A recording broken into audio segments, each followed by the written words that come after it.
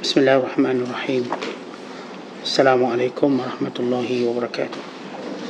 Alhamdulillah, salatu wassalamu ala rasulillah wa ala alihi wa sahbihi wa man sara ala nahjihi wastanna bisunnatihi wa ihtada bihadihi ila yaumiddin.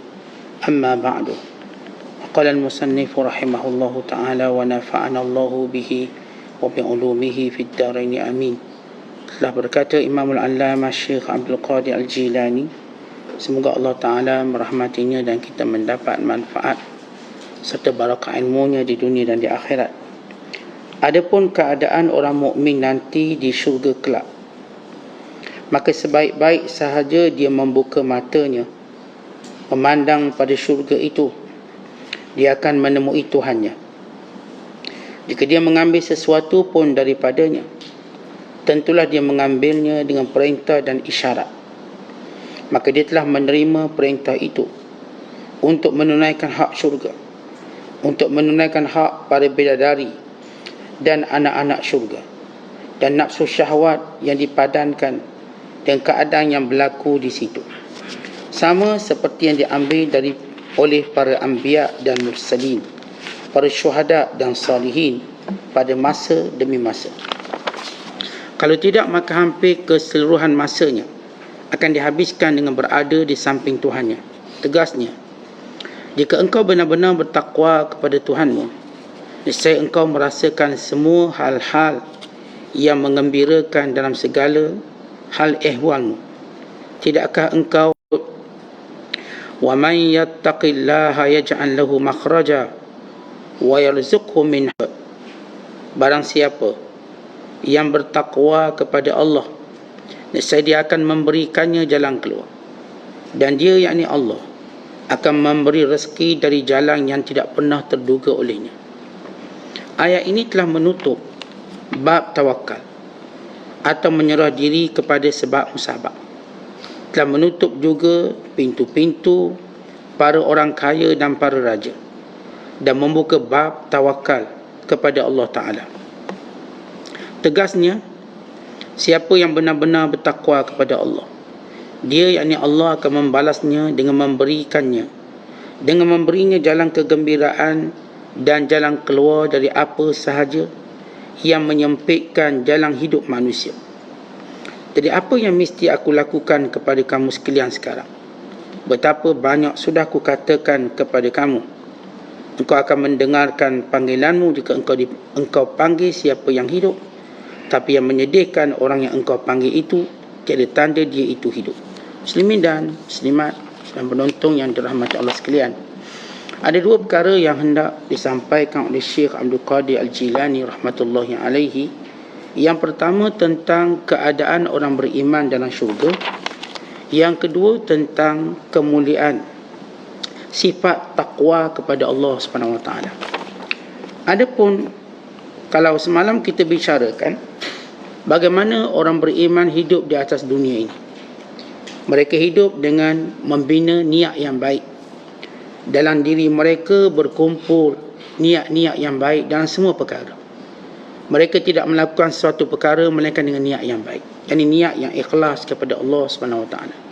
Dengan niat yang baik itulah, sebagaimana kita jelaskan semalam, datangnya pertolongan Allah.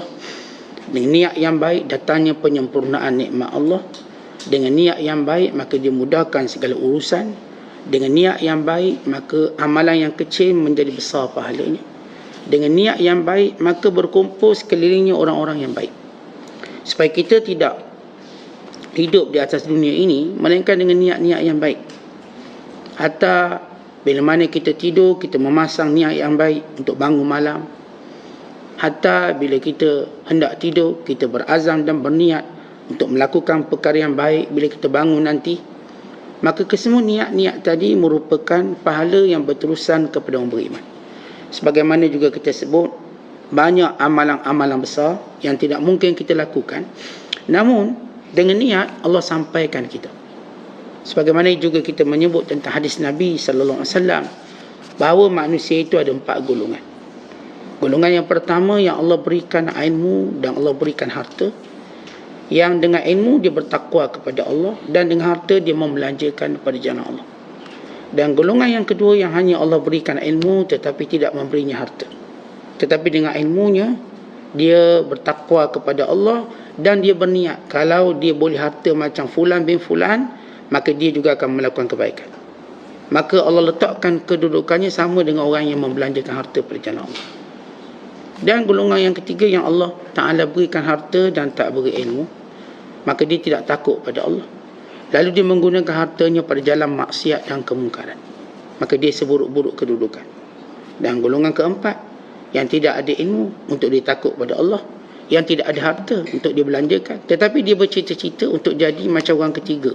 Kalau ada harta dia pun nak buat benda jahat dan tak baik, maka dia juga berada pada kedudukan orang yang jahat. Akhbasul manazil. Jadi orang beriman dalam kehidupan di dunia ialah sentiasa punya niat yang baik. Hatta kalau kita menuntut ilmu, niat kita baik, maka ilmu tu lekat dengan kita.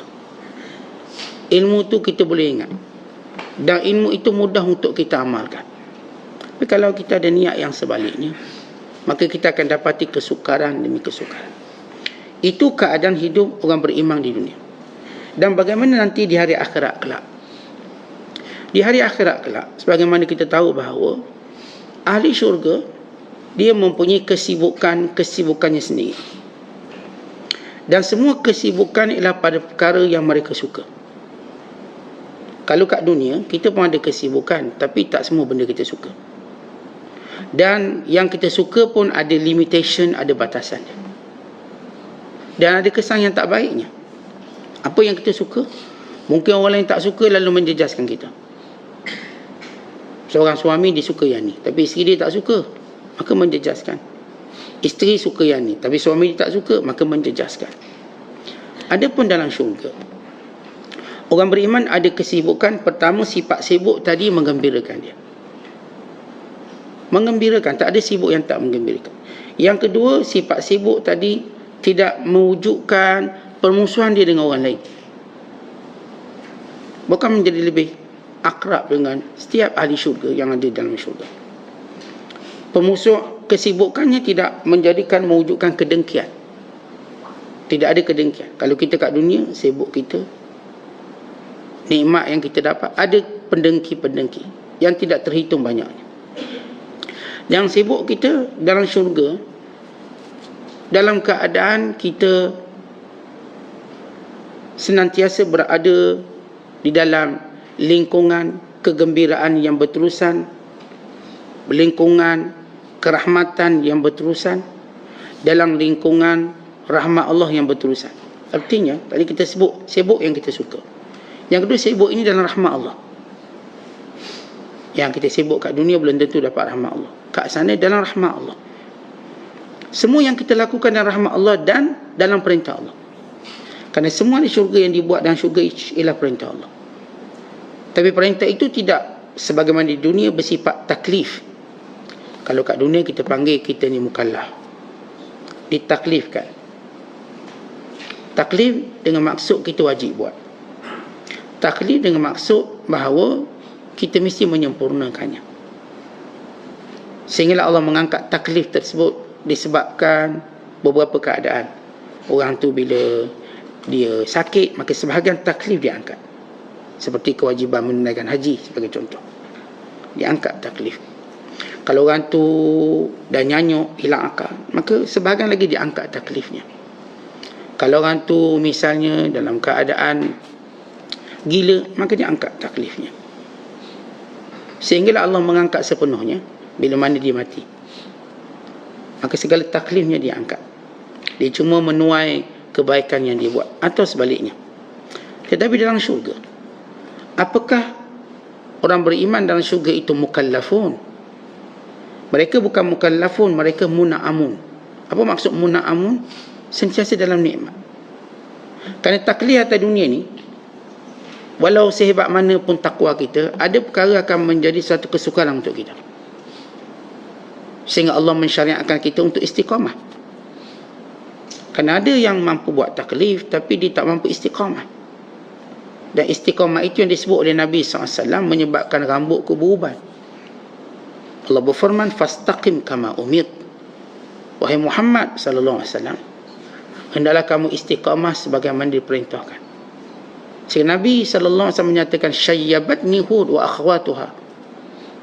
Ayat yang terkandung dalam surah Hud dan seumpamanya menyebabkan rambutku beruban. Beruban dia fikir berat taklif ini. Tapi dalam syurga, semua manusia, orang beriman muna'amun dalam nikmat, tanpa sebarang bebanan, tanpa mereka merasa tekanan-tekanan yang tak ada. Kalau kat dunia saya katakan sebab mana pun takwa kita ada tekanan. Tekanan dalam dakwah ada, tekanan dalam taat ada. Kadang-kadang mood kita ini berselang-seli waktunya. Hari kita kuat, hari kita malas. Tapi Allah perintahkan kita istiqamah. Hari di mana kita agak ke depan, ada hari kita ke belakang.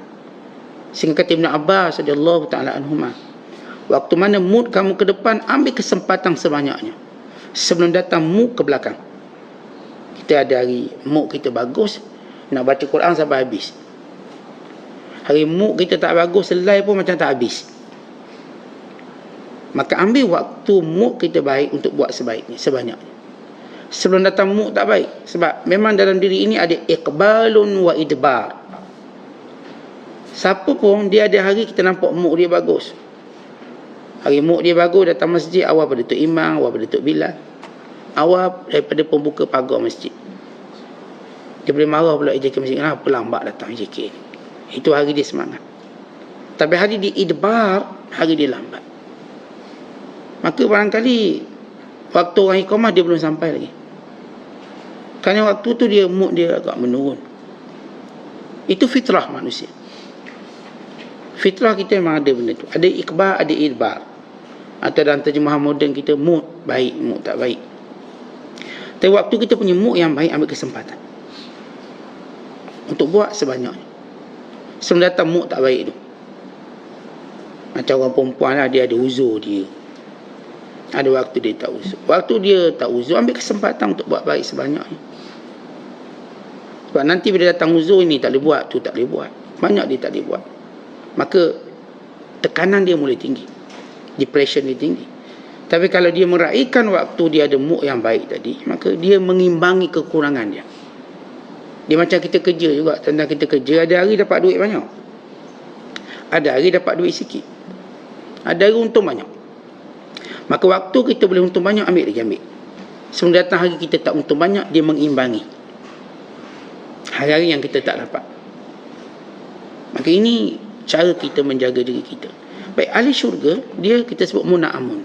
Sibuk dia dengan nikmat. Yang kedua, sibuk dia dengan bertasbih pada Allah. Sibuk bertasbih. Kan tidak ada kalimah yang paling mereka suka selain daripada bertasbih pada Allah. Dan yang ketiga, sibuk ahli syurga ialah mengucapkan salam sesama mereka. Sibuk ucap salam. Kerana ucapan salam tu paling seronok. Salamun alaikum. Dan yang ketiga, kesibukan ahli syurga ialah bersyukur pada Allah. Mereka sibuk syukur pada Allah.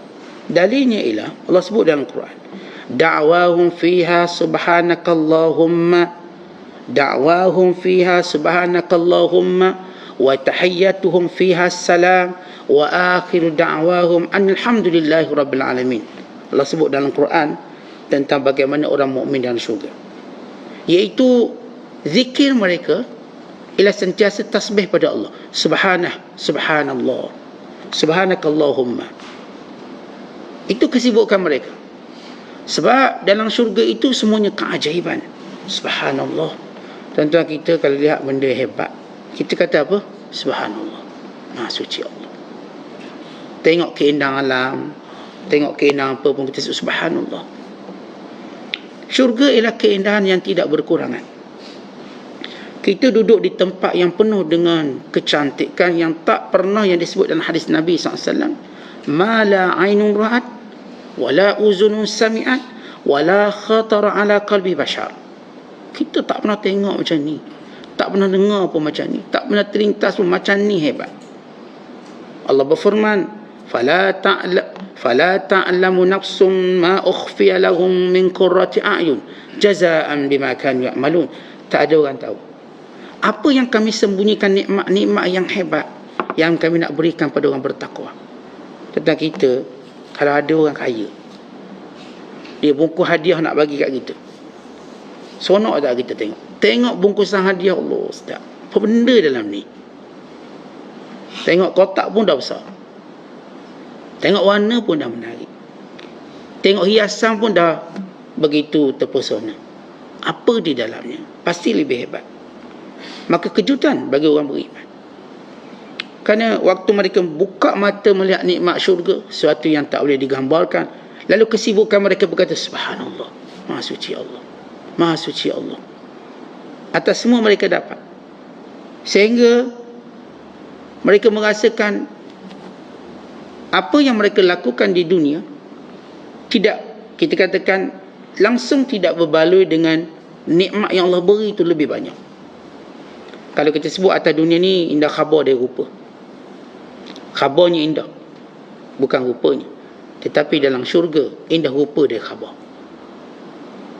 Rupanya jauh lebih indah pada khabar. Yang kita dengar ustaz kita ceramah, yang kita dengar fulan bin fulan menggambarkan syurga, yang dia cuba melakarkannya, yang mengimajinasikannya, semuanya tidak sama sebagaimana apa yang kita lihat. Dia terlalu indah. Allah sebut dalam Quran, wala yunabbi'uka mithlu khabir, tidak mampu memberitahu pada kamu seperti Tuhan yang maha berpengetahuan, yang maha mengetahui. Hanya Allah yang mampu, hanya Allah yang boleh cerita sebenar syurga, orang lain tak boleh. Maka orang beriman bila lihat kejutan syurga, dia kata subhanallah. Yang kedua kita sebut tadi, kesibukan mereka ialah tahiyyatuhum fiha salam. Kesibukan mereka menyebut salam, salam, salam. Malaikat jumpa mereka, salamun alaikum, betul. Mereka jumpa sesama mereka, assalamualaikum. Mereka memuji Allah dengan ungkapan salam. Bila Allah Ta'ala menciptakan Adam alaihissalam, lamma khalaqallahu ta'ala Adama, kemana Allah sempurna ciptakan Adam, Allah suruh Adam bertemu dengan malaikat, idhab ila ulaikan nafar wa hum nafarun minal malaikati julusun, pergi jumpa malaikat yang sedang duduk dan ucapkan salam pada mereka. Fa innaha tahiyyatuka wa tahiyyatu dhurriyyatika. Adam AS pergi jumpa malaikat lalu menyebut assalamualaikum. Malaikat menjawab Waalaikumsalam, Alaikassalam warahmatullahi wabarakatuh. Kata Allah Ta'ala, fa innaha tahiyyatuka, inilah ucapan kamu bila mana bertemu dengan orang, dan ini ialah ucapan seluruh zuriat keturunan kamu. Salam ucapan pertama diucapkan oleh Adam AS. Tentu hari ni kalau kita sebut Assalamualaikum, salam pengenalan ni, salam pertemuan, salam mukaddimah bicara dan percakapan, mungkin kita cuma rasa biasa je, Assalamualaikum. Di dalam syurga nanti itulah ucapan paling teruja. Umpama kat atas dunia, yang paling teruja kita sebut kata tahniah. Teruja kita kalimah tahniah. Tapi kalimah yang paling ahli syurga teruja, sehingga mereka sentiasa sibuk mengucapkannya, ialah tahiyyatuhum fiha salam. Ucapan mereka ialah salam. Dan yang ketiga kita sebut tadi, kesibukan ahli syurga ialah bersyukur. Allah berfirman, da'wahum anilhamdulillahi rabbil alamin. Adapun doa mereka dalam syurga, seruan mereka dalam syurga, slogan mereka dalam syurga ialah alhamdulillahi rabbil alamin. Kata Allah memulakan surah pertama, kita namakan suratul Fatihah, atau disebut juga sebagai suratul Hamd, surah Al-Hamd. Maka apa yang kita kata? Alhamdulillahi rabbil alamin. Ini puji yang paling sempurna. Kita tuan-tuan sekalian, kalau nak puji Allah, tidak ada kalimah yang mampu kita puji Allah, melainkan bagaimana Allah memuji dirinya, itulah kalimahnya, alhamdulillahi rabbil alamin. Maka ini kesibukan di syurga. Dalam kenikmatan, maka mereka bertasbih di keajaiban nikmat. Dan dalam kegembiraan mereka bertemu di syurga, mereka bertahiyyah, mengungkapkan salam. Dan dalam teruja dan syukurnya mereka dengan apa yang mereka dapati, mereka menyebut alhamdulillahi rabbil alamin. Dan di dalam syurga orang beriman, apa keadaan orang beriman? Allah buang sifat hasad dengki. Tentu kat dunia ni, yang jadikan hidup kita tak sedap bila ada hasad dengki. Dan hasad dengki tu dia tak akan berlaku daripada orang yang jauh. Kalau dia berlaku orang jauh, dia tak kena kat kita, kita tak terasa. Sebab apa? Dia umpama orang panah jauh tak kena sasaran. Tapi dia berlaku orang dekat dengan kita. Orang yang dia mengenali kita dan kita mengenali dia. Maka datang kedengkian-kedengkian ini, yang menjadikan hidup kita sukar di dunia. Sukar, tak ada orang akan selamat kerana dengki yang ada. Tak ada. Bukan kita tahu yang menjadikan Adam tak selamat kerana iblis dengki pada Adam. Bukan yang menjadikan zuriat anak Adam tidak selamat kerana iblis terus memasang dengkinya untuk menyesatkan anak Adam. La aghwiyannahum ajma'in, akan ku sesatkan semua mereka. La aqudanna lahum siratakal mustaqim, akan ku halang jalan-jalan yang lurus yang hendak dilaluinya. Itu tak suka. Kita kalau buat perkara yang orang tak dengki, senang. Kita bila nak buat suatu benda yang orang dengki, maka jadi susah. Walhal tidak ada alasan yang kuat untuk menghalang kita. Tapi itulah cerita orang dengki. Kalau iblis dengan dengkinya bersumpah untuk menyesatkan seluruh anak Adam, maka antara nikmat yang Allah berikan pada syurga ialah dibuang kedengkian. Allah Ta'ala berfirman, wa naza'na ma fi sudurihim min ghillin ikhwana, dan kami cabut, kami tanggalkan. Perkataan naza'na, kami hilangkan terus.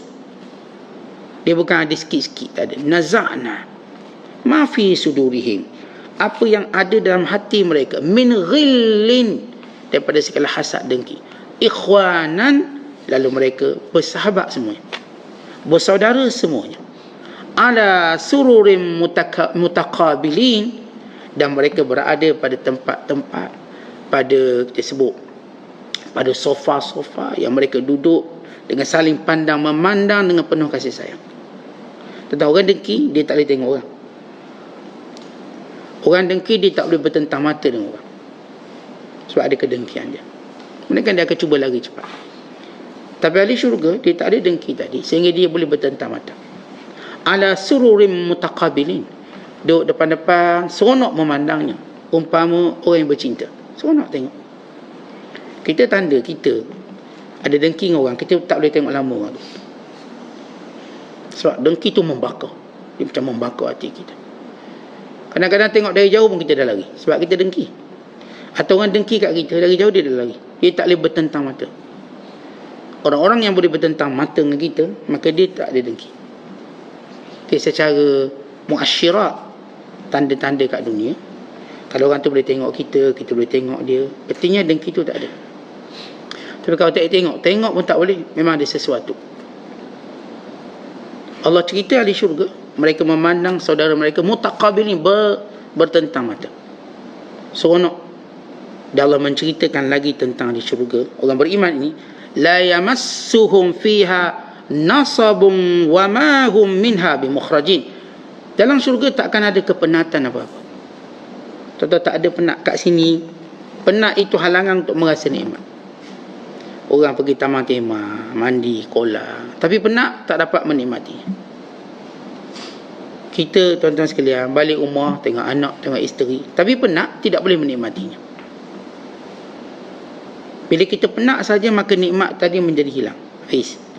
Tapi kata Allah dalam syurga, la yamussuhum fiha nasab, tak ada penat.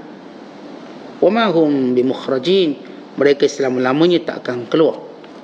Baik, apa yang nak disampaikan oleh Syekh Abdul Qadir Jilani bila kita kata keadaan orang mukmin kelak dalam syurga, yang paling mereka nikmati ialah melihat Allah.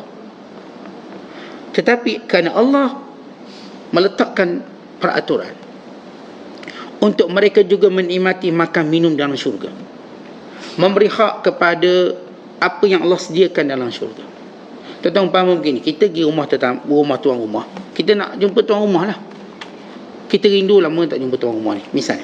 Tapi tuan rumah bagi kita syarat, mesti makan makanan dia, maka dihidangkan makanan, dihidangkan minuman, mesti tidur di rumah dia, mesti naik kereta dia. Walau kita ni asal nikmat paling besar melihat tuan rumah. Tapi tuan rumah tak akan biarkan tetamu ini tidak merasa nikmat. Dia nak tetamu yang dalam rumah dia rasa nikmat makan dia, minum. bukan tidur, bukan rehat, bukan segala nikmat yang dia ada. Kalau jenis rumah besar, dia ajak raung dulu, menikmatinya. Walaupun keterujan orang ni nak jumpa orang tuan rumah yang lama dirindui. Tuan-tuan sekalian, kita semua orang beriman, kesan daripada amal soleh dia buat melahirkan rasa rindu pada Tuhan. Dan ini disebut dalam hadis Nabi sallallahu alaihi wasallam, man ahabba liqa Allah ahabba Allahu liqa'ahu. Orang yang cinta untuk bertemu dengan Allah, nescaya Allah cinta untuk bertemu dengannya. Cinta ini bermula disebabkan kita banyak melakukan amal soleh. Amal soleh lalu dalam hati kita membentuk cinta. Dan bila cinta, dia akan membentuk rindu. Orang kalau dia tak cinta, dia tak ada rindu. Yang ada rindu cuma orang yang bercinta. Kalau kita tak cinta sesuatu, bagaimana kita nak rindu? Kita tak akan rindu. Tapi kita bila mula cinta sesuatu, bagaimana kita cinta sesuatu? Cinta terasa bila kita selalu menyebut sesuatu, menyebut benda yang kita sayang. Dalam ibadat kita buat, semuanya sebutan nama Allah. Perhatikan apa yang kita buat. Tuan-tuan solat, dan tu ada sebutan nama Allah. Allahu Akbar, Allahu Akbar, Allahu Akbar, sami Allahu liman hamidah. Semuanya nama Allah kita sebut. Kita baca Quran, nama Allah. Bila kita selalu menyebut nama dan disebut, dia meninggalkan bekas cinta. Tentang orang yang kita cintai, kita akan sebut nama dia. Berapa kali kita sebut? Banyak. Kita akan terus sebut nama dia.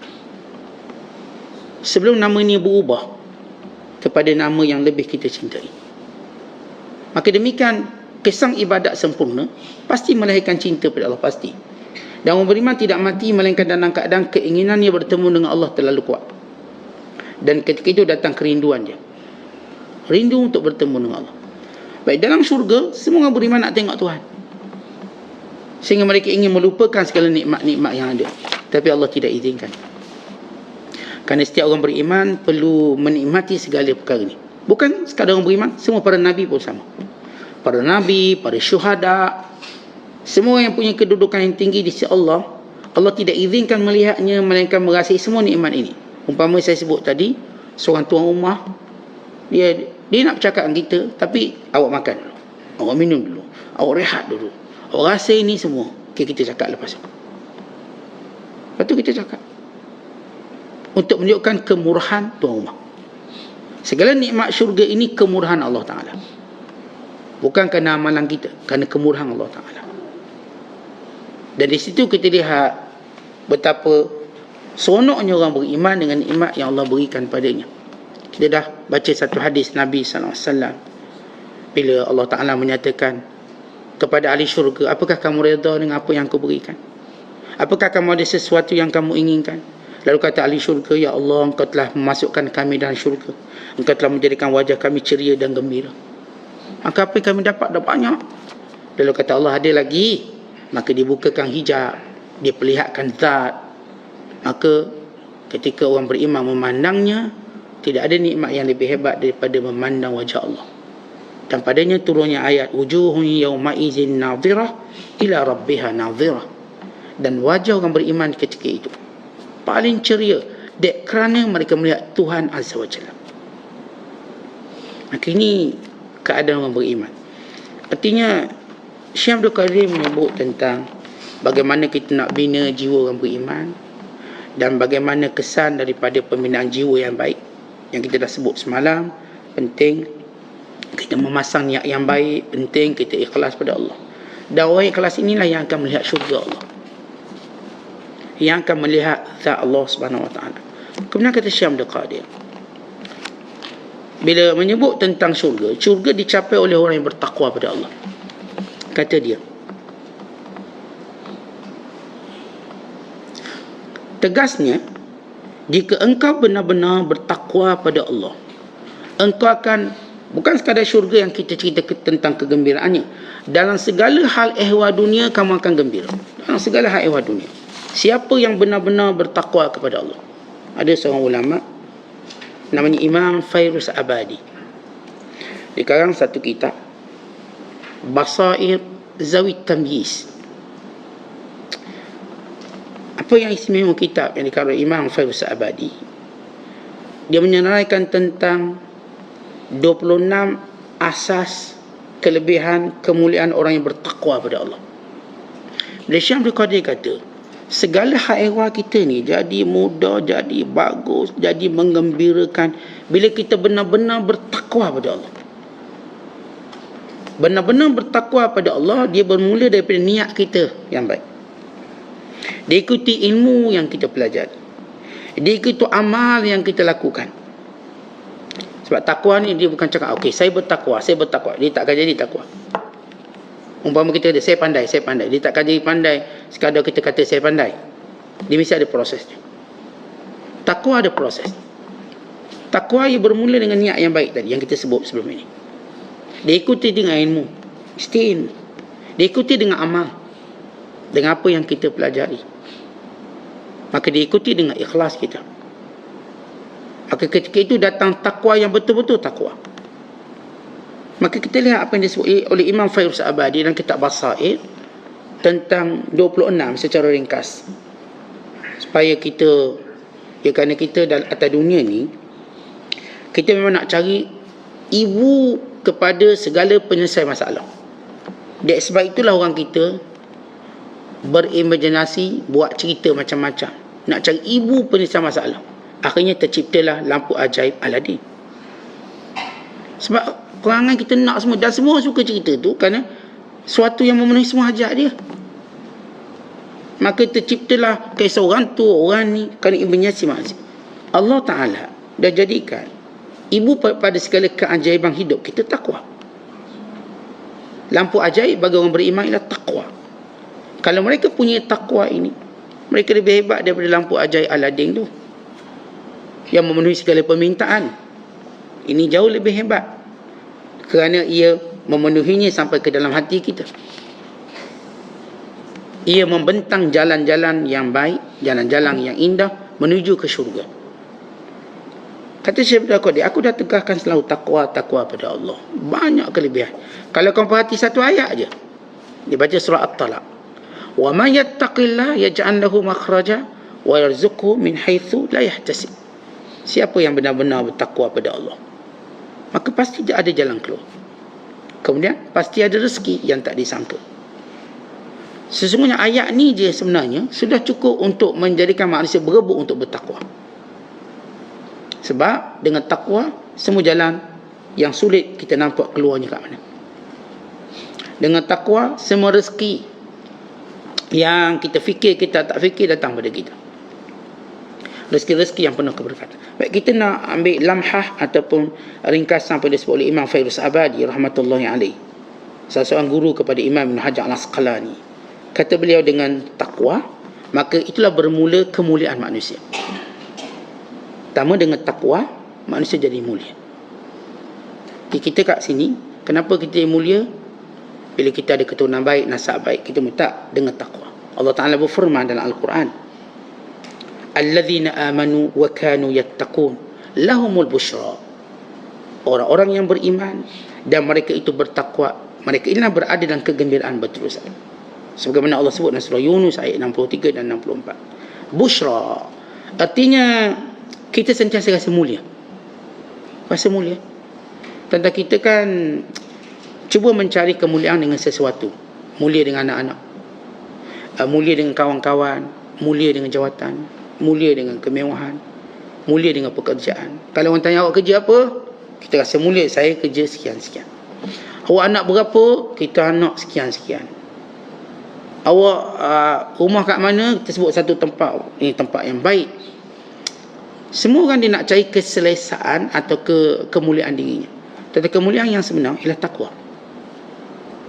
Bukan kerana ramai anak kita, bukan kerana tinggi jawatan kita, bukan. Ini yang disebut oleh Allah. Alladzina amanu, kata Allah, wa kanu yattaqun lahumul busyra. Orang-orang yang beriman adalah mereka itu orang bertakwa, bagi mereka itu kegembiraan, busyra. Yang kedua, kata ulama, sentiasa dalam pertolongan Allah. Orang yang bertakwa sentiasa dalam pertolongan Allah. Allah Ta'ala berfirman, innallaha ma'al ladzina taqaw wal ladzina hum muhsinun.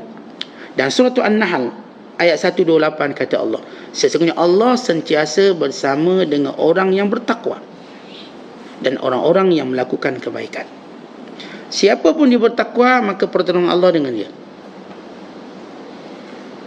Tapi kalau dia tidak bertakwa, maka tidak ada pertolongan Allah kepadanya. Kemudian yang ketiga, kata Imam Faris Abadi, diberikan ilmu dan hikmah. Siapa takwa, dia akan dapat ilmu dan hikmah. Ilmu sebenar, bukan ratusan kitab yang kita hafaz, bukan ribuan guru yang kita belajar. Kerana itu tidak menghasilkan ilmu yang sebenar. Kan dalam Quran menyebut wattaqullah wa yu'allimukumullah. Bertakwa pada Allah dan Allah akan ajar ilmu pada kamu. Maksud ilmu di sini ilmu sebenar. Bukan ilmu yang dihafaz. Bukan ilmu yang diingat. Bukan ilmu yang disijilkan. Tetapi ilmu sebenar. Ini orang nampak orang ni hidupnya berilmu. Kan dalam Quran juga bila Allah Ta'ala menyebut in tattaqullah yaj'al lakum furqana. Bila mana kamu bertakwa pada Allah, Allah akan jadikan bagi kamu itu batasan. Furqanan. Furqan ini memberi banyak maksud. Pertama, furqan memberikan cahaya untuk kita lihat sesuatu. Tuan-tuan, semua orang berjalan dalam gelap. Melainkan orang berilmu, dia berjalan bersamanya ada cahaya. Tuan-tuan, kita kalau duduk dalam gelap, kita tak akan nampak apa-apa. Melainkan kita ada torchlight. Lalu bila kita buka, kita akan selesa nampak. Begitu ibarat orang berilmu. Dia ada ilmu, maka dia tenang. Orang cerita ni peristiwa akhir zaman, ni nanti ekonomi ranak, nanti berlaku perang itu. Orang berilmu tenang. Tenang kenapa? Kerana dia tahu setiap benda tu sudah ada takdirnya. Dia tahu. Kita kan kadang-kadang ada orang, dia terlalu stres memikirkan masa depan. Terlalu stres. Kena pula orang dengar orang cakap nanti akan berlaku sesuatu yang besar tahun ini. Dia dah kelang kabut dah, gabra dah dia. Ni Ustaz, ni ada orang cakap ni nanti akhir 2022 ada sesuatu benda besar berlaku. Maka kita ni dia ajarkan supaya simpan makanan banyak-banyak. Tu kita simpan telur banyak-banyak, tu tak ada telur tu. Simpan telur banyak-banyak. Kita itu ini. Kita manusia ada kebimbangan yang tak berkesudahan. Kena pula kena gertak seorang dua, kita pun dia takut tak menentu.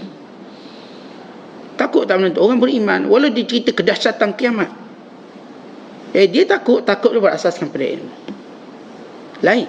Walau cerita tentang kematian yang dekat, dia takut pada kematian. Sebagaimana kebiasaan manusia. Sebagaimana kata Aisyah radhiyallahu ta'ala anha, kunna nakrahul maut. Kita memang tak suka mati. Takut. Tapi dia tahu menghadapinya. Dia tenang. Maka orang kalau dia tak ada takwa, apapun bila cerita tentang kebimbangan, ia menguasai dirinya. Bukan dia menguasai ketakutan. Ketakutan menguasainya, bukan dia menguasai ketakutan. Orang bertakwa menguasai ketakutan. Orang yang tak bertakwa, ketakutan menguasainya, maka dia menjadi orang sentiasa bimbang. Yang keempat, orang-orang yang bertakwa, maka Allah hapuskan dosa dia. Dan setiap pahala yang dibuat digandakannya. Allah berfirman, wa man yattaqillah yukaffir anhu sayyiati wa yu'zim lahu ajra. Dan surah At-Talaq ayat kelima, siapa yang bertakwa pada Allah, dihapuskan dosa dan digandakan pahala. Tuan-tuan, tak sama sembahyang orang bertakwa dengan sembahyang orang biasa. Sedekah orang bertakwa dengan sedekah orang tak bertakwa. Sebab pahala ni berganda. Yang paling baik dalam amalan yang dilakukan dengan takwa, maka dia akan berganda pahala. Dan yang kelima, ialah mendapat keampunan Allah Ta'ala. Tadi dihapuskan dosa, ini mendapat pengampunan Allah. Allah Ta'ala berfirman, wattaqullaha innallaha ghafurur rahim. Takutlah kamu pada Allah, kerana Allah tu pengampun lagi maha penyayang. Kalau kita kata apa beza takfirudz dzunub dengan maghfirah? Dalam ayat yang lain, ada ayat yang Allah menyebut tentang maghfirah, ada ayat yang Allah menyebut tentang kafarah. Yang kita bacakan tadi, wa may yattaqillah yukaffir anhu sayyiati. Siapa yang bertakwa pada Allah, dia hapuskan dosanya. Tapi pada ayat yang lain Allah menyebut tentang diampunkan dosanya, mendapat keampunan Allah. Baik, orang yang dihapuskan dosa maknanya pada benda-benda yang dia dah buat, maka dihapuskan. Orang yang mendapat pengampunan Allah bererti pada benda-benda yang dia belum buat, Allah Ta'ala dah sekat dia daripada buat untuk mendapat keampunan. Bila kita, Allah berikan keampunan. Dia bukan cerita kejahatan silap yang kita buat, dia ampunkan. Yang mendatang, Allah juga ampunkan kita. Dengan maksud, Allah menghalang kita daripada melakukannya. Jadi kita pun tak ada nafsu nak buat. Sebab bila orang yang telah diberi keampunan, dia tak cenderung pada dosa. Tak cenderung. Dia tak punyai, ataupun dia tak mudah terjebak dengan dosa. Kita tak kata dia maksum, sebab yang maksum itu cuma milik para Nabi dan Rasul. Tuan-tuan, bila kita sebut Abu Bakar As-Siddiq, soalan orang tanya, apakah Abu Bakar buat ada dosa? Umar Al-Khattab, apakah dia ada dosa? Bukan sahabat-sahabat tertentu, apakah dia ada dosa? Baik, kalau kita katakan dia tak, mereka bukan kalangan orang yang berdosa. Apakah dia maksum? Kita kata tidak. Tapi bagaimana mereka mendapat pengampunan dosa? Mereka ini orang-orang yang disebut oleh Nabi SAW sebagai di syurga, itu satu. Yang kedua, mereka disebut golongan yang sudah mendapat pengampunan. Dalam hadis Qudsi tentang kelebihan ahli Badar, "A'malu ma syi'tum qad ghafartu lakum." Buatlah apa benda kamu nak buat, aku dah ampun semua dosa kamu. Bila Hatib bin Abi Balta'ah radhiyallahu ta'ala anhu mengkhianati orang Islam, Rasulullah SAW nak serang kota Mekah, nak buka kota Mekah, dan Rasulullah menyuruh para sahabat merahsiakan. Hatib bin Abi Balta'ah dia mengingkari. Dia tulis surat, maka disuruh seorang jariah bawa surat ini, beritahu orang Mekah Rasulullah nak serang Mekah, Rasulullah nak menguasai Mekah. Padahal Rasulullah kata jangan. Maka Rasulullah SAW berkata, ada di kalangan kamu mengkhianati aku, dan cuba menghantar surat untuk beritahu pada penduduk Mekah, cari orang ni, surat ini telah dikirimkan pada sekian-sekian, cari. Maka Rasulullah menugaskan Ali bin Abi Talib dan ada seorang lagi sahabat untuk mengejar pemberi maklumat. Akhirnya mereka dapat tangkap seorang perempuan jariah, ditangkap. Maka Sayyidina Ali kata, mana surat? Dia kata, mana ada surat?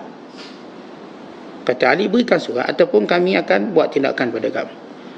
Akhirnya dia mengalah lalu mengeluarkan surat daripada sanggul kepalanya, dan tercatat pada nama Hatib bin Abi Balta'ah. Maka mereka pulang beritahu Nabi SAW. Maka sahabat marah, khianat, ini Hatib bin Abi Balta'ah. Seorang sahabat berkata, ya Rasulullah, izinkan aku penggal kepala dia, khianat. Nabi kata tak boleh, sebab dia ahli Badar, dia bersama kita dalam perang Badar. Dan ahli Badar, Allah Ta'ala telah berfirman, qad ghafartu lakum, aku dah ampun dosa dia, Allah dah beri dia pengampunan. Lalu kata Nabi SAW kepada Hatib bin Abi Balta'ah, wa ma qawluka ya Hatib, apa jawapanmu?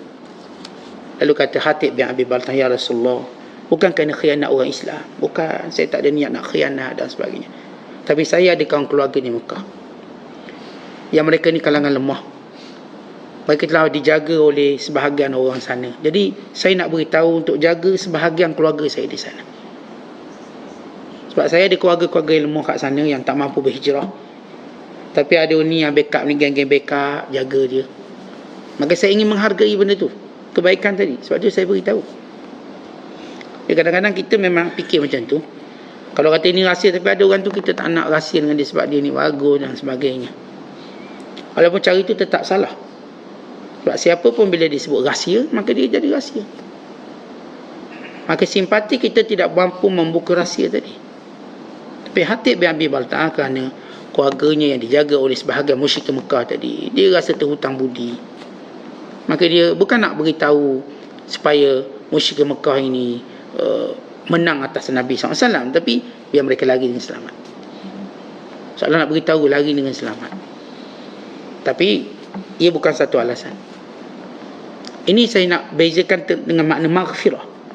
Bila Allah beri maghfirah, baik para sahabat yang tertentu, mereka tak ada dosa dengan maksud, bukan maksud, tapi Allah pelihara. Abu Bakar As-Siddiq, kita berani kata Abu Bakar ada dosa. Ada dosa sebab dia kan bukan Nabi. Baik, itu statement umum. Tapi adakah dia buat dosa? Adakah dia buat dosa? Ya, Allah Ta'ala pelihara dia. Tapi kita takkan kata dia maksum, kerana itu istilah khas untuk para Nabi dan Rasul. Tapi dia dipelihara oleh Allah. Dia pelihara. Bagaimana seorang dipelihara buat baik, dipelihara daripada buat jahat. Contoh, ada orang sepanjang hayatnya tidak pernah berzina, tidak juga minum arak, tidak juga berjudi. Artinya benda-benda besar dia tak pernah buat sampailah dia mati. Kerana Allah Ta'ala pelihara dia. Allah Ta'ala pelihara. Walaupun mungkin dia berada dalam peluang-peluang tertentu, tapi Allah pelihara dia. Dia tidak cenderung. Maka ini namanya penjagaan Allah. Dia ada istilah yang disebut oleh para ulama. Kita kalau kata Abu Bakar Siddiq yang sahabat itu maksum, tapi mereka ialah orang yang baik, terbaik. Yang Allah pelihara mereka. Kerana Allah beri mereka maghfirah. Dengan makna maghfirah pertama, belum mereka buat pun Allah dah ampunkan dia. Dan dengan maghfirah tadi tak mempunyai kecenderungan mereka untuk mendekati mana-mana dosa. Tidak mendekatinya. Bukan kata buat, dekat pun tidak. Ini sifat sebahagian sahabat ridwanullahi alaihim ajma'in. Kemudian dengan takwa kepada Allah, dipermudahkan segala urusan. Allah Ta'ala berfirman, "Wa man yattaqillah yaj'al lahu min amrihi yusra." Siapa yang bertakwa pada Allah, urusannya senang. Tuan-tuan, urusan senang maksudnya sebesar mana pun benda tu kita nampak macam biasa je, maka itu senang. Senang bermula daripada sikap kita melihat masalah. Ada orang masalah kecil dia nampak besar sangat-sangat. Macam dia tak boleh move on, tak boleh nak lupakan, dia jadi besar. Tetapi bila orang tu bertakwa pada Allah, sehingga masalah jadi kecil. Hatta ada orang nak bunuh dia pun dia rasa kecil masalah tu, sehingga dia boleh bertemu dengan nak bunuh dia, boleh maafkan dia. Padahal itu besar, tapi bagi dia kecil. Kerana bila seorang itu benar cintanya pada Allah dan takwa pada Allah, Allah jadikan semua benda itu nampak senang.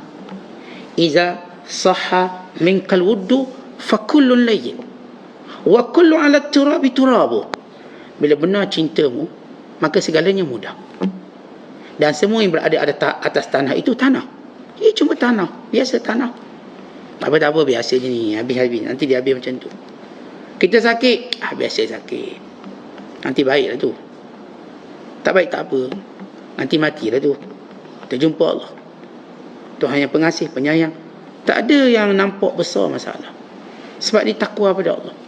Tentang kita kalau kecil masalah nampak besar, macam tak boleh ni saya tension duk fikir masalah tu kena stroke ni, ini jadi saya darah tinggi ni jadi jantung ni, kenapa ni masalah ni. Ada banyak masalah yang keliling kita, menjadikan kita terhalang menyembah Allah dengan sebenar. Patutnya tentang kita macam ni. Kalau saya bagi satu tamsilan contoh, tuan-tuan ada masalah kat rumah macam-macam. Tuan-tuan datang pejabat jumpa bos besar tengok muka bad mood dan sebagainya, kita mungkin kena marah lagi. Awak ni jumpa saya kena muka macam ni, ketat macam ni. Akhirnya kita dapat masalah sebenar kita. Kita tuan ada masalah dunia, bila ngada Allah tu memikirkan masalah tu, bawa dalam semayang masalah tu. Seperti yang saya katakan, beri contoh tadi, maka kita akan mendapat hukuman yang lain lagi. Sebab itu kita bila melihat satu masalah, nilai masalah tadi dengan penilaian yang sebenar. Apa penilaian yang sebenar?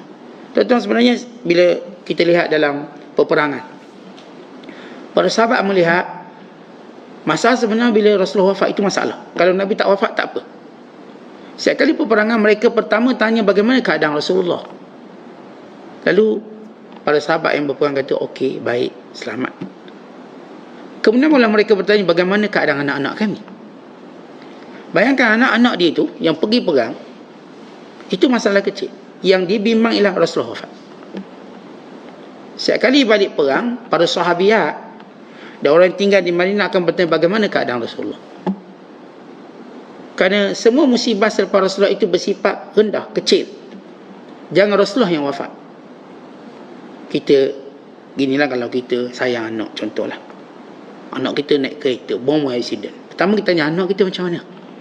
Ataupun kita tanya, kereta saya macam mana? Di situ orang tahu kita sayang siapa. Kalau kita tanya anak saya macam, dia selamat, alhamdulillah. Walau kereta anak tak apa.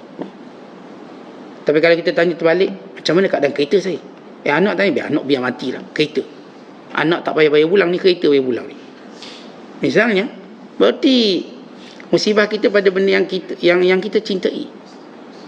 Jadi bila orang tu benar bertakwa pada Allah, tak ada musibah yang dianggap besar sebenarnya. Apatah lagi semua musibah mendatangkan pahala. Orang kata pada dia, besar musibah awak ni. Teruk. Ini Imran bin Husain. Senyum dalam musibah. Lalu orang tanya, 30 tahun dah sakit, stroke, lepek atas lantai, masih senyum. Dia kata, bagaimana aku tidak suka pada benda yang Allah suka menguji aku. Allah suka uji aku dengan hal ini, maka aku suka. Ini Muaz bin Jabal. Waktu datang detik kematian, rasa tercekik dia. Dia kata, ya Allah, kalau ini tidak mengurangkan cinta, aku suka. Kalau ini tidak mengurangkan cinta Allah atas ujian, aku suka. Ini Nabi SAW menghadapi pelbagai ujian. Apa kata Nabi SAW? Kalau ini bukan tanda engkau murka, fala ubali. Aku pun tak peduli. Aku tak kisah musibah ni, asalkan ia bukan isyarat engkau benci. Illam yakum bika ghadabun alayya fala ubali. Kalau ini bukan tanda engkau murka padaku, ya Allah, aku pun tak ada masalah. La ubali. Biar sebesar mana pun benda itu datang. Tentang ini orang bertakwa. Orang bertakwa pada Allah, Allah jadikan urusannya mudah. Dan yang ketujuh, orang yang bertakwa pada Allah, dia akan keluar daripada segala ujian, segala kemurungan dalam masalah dia. Dia akan keluar daripada kemurungan dia. Kerana Allah Ta'ala berfirman, wa may yattaqillaha yaj'al lahu makhraja. Siapa yang bertakwa pada Allah, dijadikan jalan keluar daripada kemurungan dia. Dan yang ke-8, dia mendapat rezeki yang besar. Rezeki yang luas daripada orang bertakwa. Kerana Allah Ta'ala berfirman, wa yarzuqhu min haitsu la yahtasib. Dia mendapat rezeki yang tak dihitungnya. Perkataan tak dihitung, tak di sesuatu yang tak diagaknya, maknanya luasnya benda tu. Luas. Rezekinya melimpah sampai zuriat keturunan dia. Tentang sebab itu bila Umar bin Abdul Aziz dekat kematian, anaknya 15 orang. Seorang berkata padanya, tidakkah kamu bimbang kemiskinan anak-anak kamu? Tidakkah kamu bimbang anak-anak yang kamu tinggalkan nanti susah? Kata Umar bin Aziz, aku tak bimbang apa-apa. Kalau dia orang soleh, Allah tolong dia. Kalau dia orang toleh, hartaku tak akan bantu dia untuk dia buat jahat. Akhirnya bila Umar bin Abdul Aziz wafat, keseluruhan anak dia senang hidup. Tak ada seorang pun susah. Ini rezeki yang tak disangka. Orang cuma menyangka orang yang kaya mewariskan harta pada anak-anaknya. Orang tak akan menyangka bahawa ayah yang miskin boleh mewariskan harta pada anak-anaknya. Jawapannya ya. Kalau orang tu bertakwa pada Allah, dia akan mewariskan harta pada anak-anaknya. Dengan asbab takwanya pada Allah. Kita dah cerita kisah Zubair bin Awam. Bagaimana daripada kebankrabannya, kemiskinannya, yang cuma tinggal tanah sekeping dan hutang berjuta. Lihatkan takwanya pada Allah, dia berkata pada anaknya Abdullah bin Zubair, bayar hutang aku. Kalau tak cukup, minta tolong pada Tuhanku, pada Tuanku. Lalu kata Abdullah, apakah kamu ada Tuan? Ya, Allah Tuanku. Allah itu Tuan aku, minta dengan dia. Lihat orang bertakwa pada Allah. Sehingga bila Az-Zubair bin Awam Allah Ta'ala wafat, maka Abdullah yang bukan sekadar menguruskan hutangnya, bukan menguruskan peninggalan keluarga yang ramai. Kerana Abdullah bin Zubair keluarga dia besar, tapi diwariskan kekayaan yang tak disangka. Ini orang bertakwa pada Allah. Kalau orang tak bertakwa, ya dia kaya, tapi dia tak boleh mewariskan harta itu pada anak-anak dia. Ini berlaku pada Hisham bin Abdul Malik. Hisham kaya, hidupnya mewah, dan anak-anaknya seramai 7 orang, semua menikmati kekayaan. Tapi bila mana dia wafat, semua anaknya menjadi miskin, dan sebahagiannya ada yang duduk di masjid meminta sedekah. Dahulu anak khalifah Hisham bin Abdul Malik. Baca kisah Hisham bin Abdul Malik dan zuriat yang ditinggalkan. Kita logiknya, anak raja tak akan miskin. Logik, kita bercakap logik. Dan dia duit banyak, anak dia semua dapat bahagian masing-masing lah. Elang tu, elang ni sekian. Kita kata tak miskin, dia akan kaya. Dan logiknya juga kita fikir, orang miskin macam mana dia boleh tinggal harta yang boleh menjadikan anak-anak dia kaya? Juga tidak logik. Tapi demikian orang bertakwa pada Allah. Maka kita akan lihat perbandingan antara anak Hisham bin Abdul Malik dengan anak Umar bin Abdul Aziz.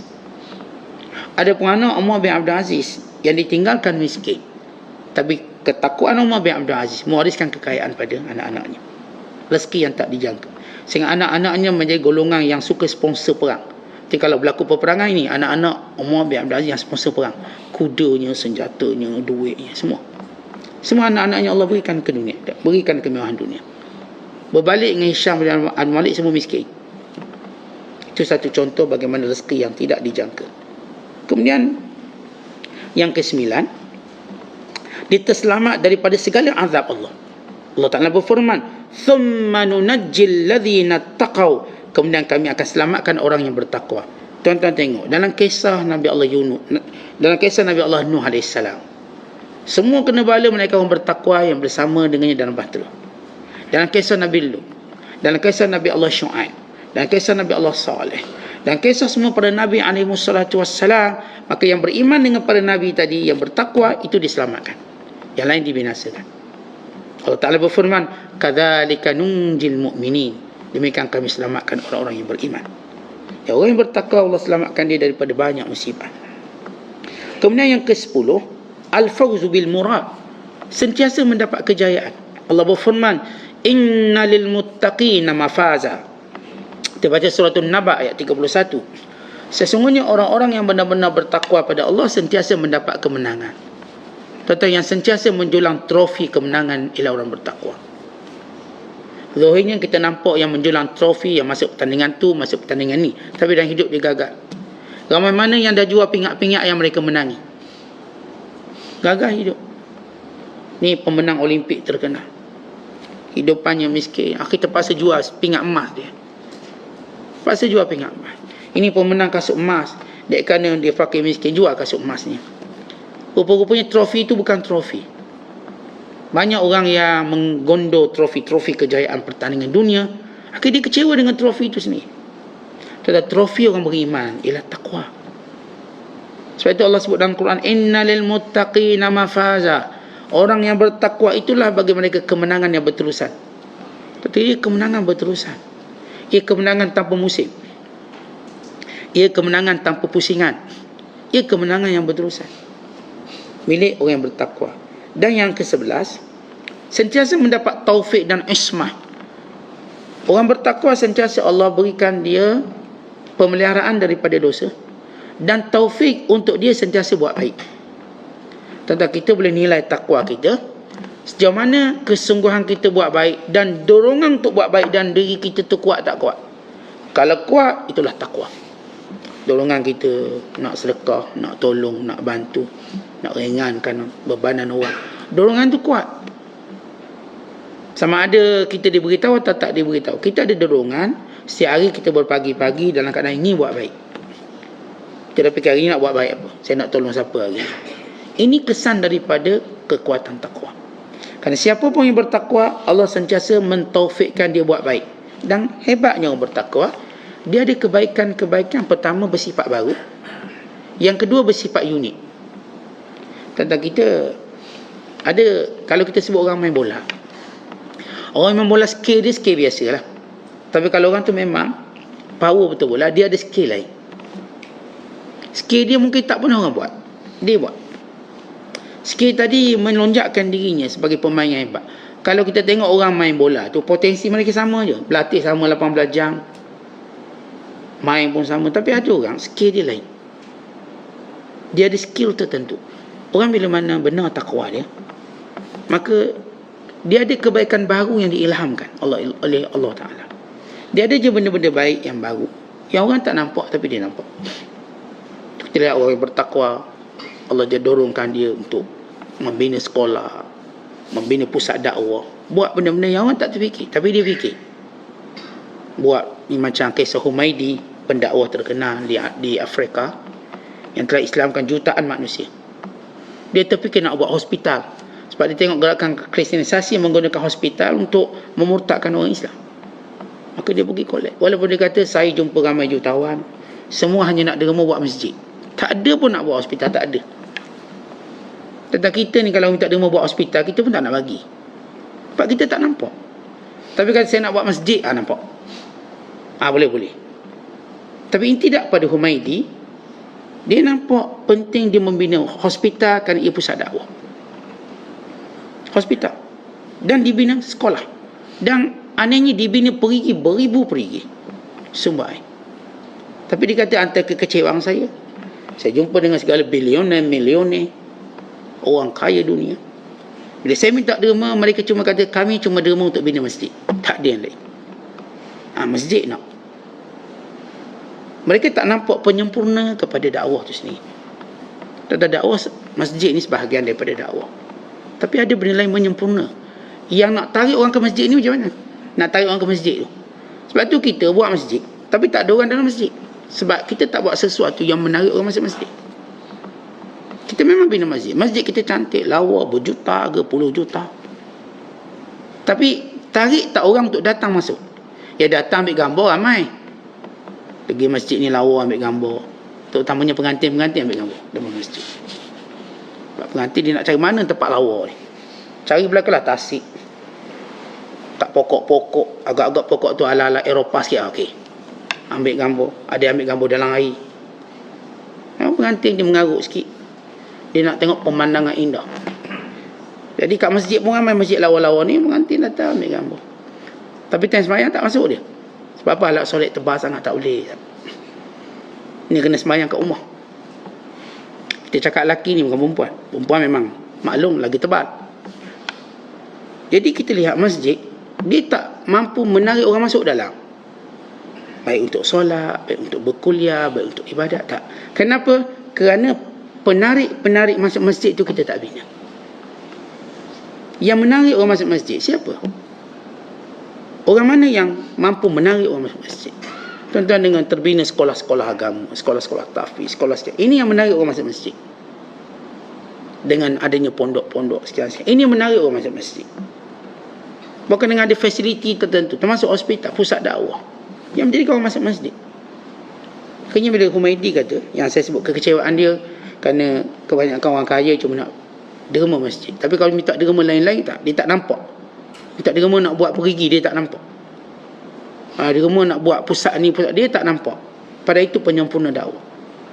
Akhirnya apa yang dibuat oleh Humaidi, almarhum Humaidi, yang telah bukan dikatakan berjuta yang masuk Islam kerana dia, dengan sekolah, dengan hospital, dengan perigi, dengan apa benda lagi yang orang tak tergambar, itu yang dia buat. Tetapi inilah dia dorongan takwa. Takwa menjadikan Allah sentiasa beri kita taufik untuk buat kebaikan yang tak terfikir oleh orang lain. Dan dengan takwa menjadikan kita sentiasa terpelihara daripada kejahatan-kejahatan. Dan ini 11 daripada 26 yang disebut oleh Imam Fairuz Abadi dalam kitab Al-Basair Zawid Tamyiz. Saya sebutkan sebahagiannya. Mudah-mudahan kita benar-benar fokuskan diri kita untuk dapat takwa pada Allah. Ternyata takwa ini ialah trofi kebahagiaan, trofi kemenangan umat Islam dan kita. Siapa yang bertakwa pada Allah, maka dia akan sentiasa berada dalam khabar gembira. Wa imma dalam jaganya, dalam sedarnya, wa imma dalam tidur, dalam mimpinya, wa imma dalam ilham dan dalam ideanya, wa imma dalam niat dan dalam bicaranya, semua dia akan rasa kemanisan kebahagiaan yang Allah Ta'ala berikan padanya. Wallahu a'lam bishawab. Assalamualaikum warahmatullahi wabarakatuh.